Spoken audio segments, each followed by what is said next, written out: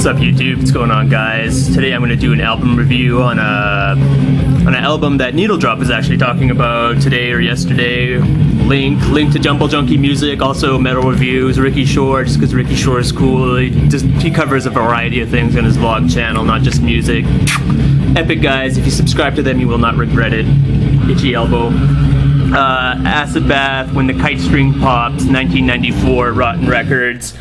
Certified 90s metal masterpiece for sure. Maybe one of the better metal albums of all time, and definitely really good. Undisputed, you know, awesome album. Like, you can't argue that it's not good, that's for sure. It's really hard to make words do justice to this album, but Acid Bath is actually formed from the demise of two bands, the bands Golgotha and Dark Carnival.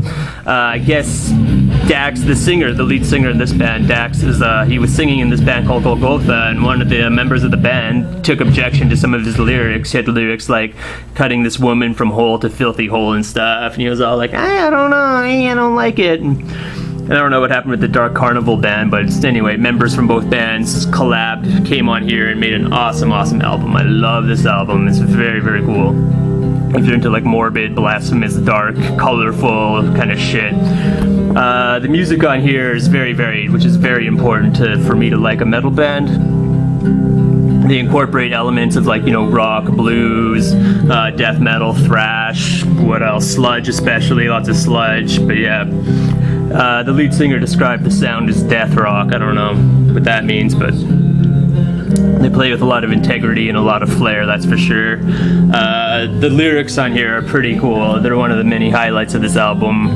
It's just kind of like demonic, demented, like nursery rhymes, like dogs with babies eating rabies and let's die screaming, black dog semen. Like, it's crazy shit on here. It's not always like intelligent too. There's some parts where he just goes like fuck, and I don't care, but whatever. It's pretty cool, and he has a nice vocal delivery too that's also very varied. He'll go from like spoken word whispers to like hard rock singing to hardcore screaming to demonic yowls, all within like maybe just one song. Very cool. He had like all this kind of like dark charisma to these guys, you know what I mean? So yeah, they were formed in 1991. They were based out of Louisiana, and then they broke up around 1997 because a member died. Audie fronts. This guy right there. Whoop, the long-haired dude. I'm kind of pointing at him. Yeah, him and his parents were in a car, and they died from a drunk driver. They just got smacked by a bus or like a truck, and the drunk driver killed them all. And the band never recouped from that. It's kind of sad. Tragic end to a great band. I think they only had 2 albums and maybe an EP. Members of this band went on to form the band Agents of Oblivion and Dead Boy and Elephant Man, and I guess Dax, the lead singer, has some solo albums too, but I don't know anything about that. I have an Agents of Oblivion reviewed up though. They kind of sound like the more acoustic songs on here, because there's also some like acoustic ballad songs on here, some balladeering, but it's mostly just hard, like hitting metal music on here, like very dark, very blasphemous, very morbid, very colorful, very playful too. Very cool. You can tell these guys had a lot of fun making this music and shit too.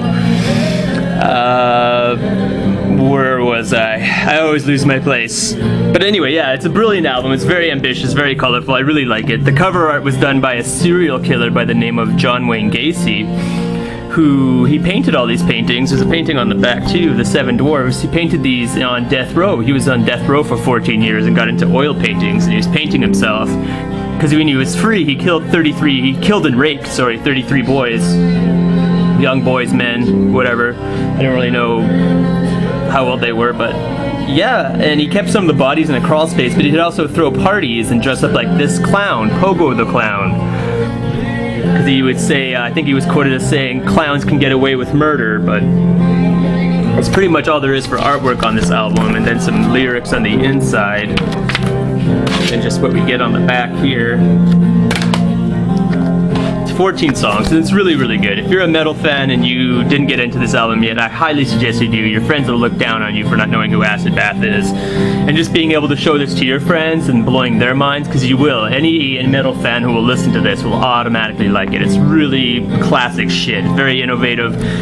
A lot of spin-off bands came out of these guys.